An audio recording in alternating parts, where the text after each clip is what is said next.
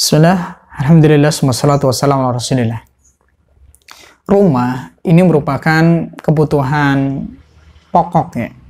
Tentunya setiap orang yang sudah berumah tangga lebih khususnya, dia ingin kemudian mempunyai rumah.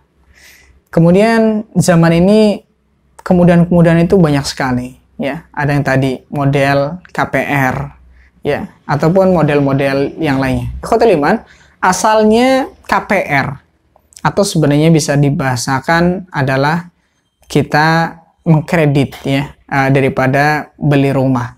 Ini boleh-boleh saja kalau misalkan sesuai dengan syariat KPR-nya. Ya, permasalahannya untuk saat ini rata-rata KPR yang ada itu adalah bertentangan dengan syariat. Artinya bukan KPR yang syar'i. Ada di situ unsur ribawinya. Ya, sehingga ketika dalam kondisi seperti ini, tentunya tidak diperbolehkan seseorang itu kemudian untuk mengambil rumah dengan sistem KPR. Kalau sistemnya itu adalah sistem ribawi. Ya, biasanya seperti apa? Yaitu modelnya seseorang itu ketika misalkan menginginkan sebuah rumah, ya, dia kemudian membayarkan DP ya kepada developernya ya dengan nominal sekian misalkan. Kemudian dia untuk cara penelunasannya adalah dengan cara menyicil. Nah, menyicilnya itu adalah kepada pihak bank. Artinya, ketika sudah membeli dengan DP tadi, kemudian developer itu mengarahkan untuk ke bank ya. Bank itu kemudian yang akan membeli dari pihak developer, kemudian kita mencicil ke pihak bank ya. Dengan mungkin selisih harga di situ ada tadinya misalkan 100 juta kalau misalkan cash gitu ya. Ini karena mencicil ke bank maka sampai kemudian 150 ya.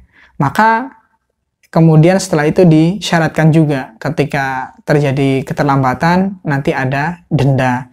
Kemudian nanti ada penalti, ya ada sita. Ini termasuk daripada sistem KPR yang tidak syar'i. Ya, dan ini adalah terlarang dalam Islam.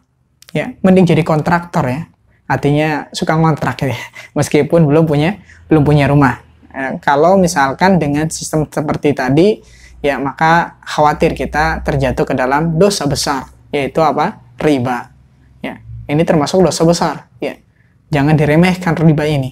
Ya, ada yang bilang, oh nggak apa-apa Ustaz, ini KPR-nya dari bank yang syariah.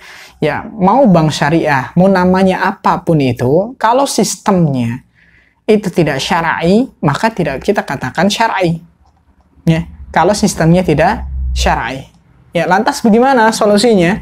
Ya, kalau misalkan kita mau beli rumah, ya ini bisa kemudian kita bisa datang ke suatu lembaga yang kemudian lembaga itu tidak ada unsur ribanya di sana, tidak ada perjanjian ribanya di sana. Tidak ada permainan di sana ya terkait daripada masalah ini. Ya boleh kalau misalkan seorang itu minjem uang gitu ya untuk kemudian beli rumah, nanti dia kemudian mengembalikan ya pinjaman itu dengan cara dia menyicil. Artinya sih ini boleh-boleh saja.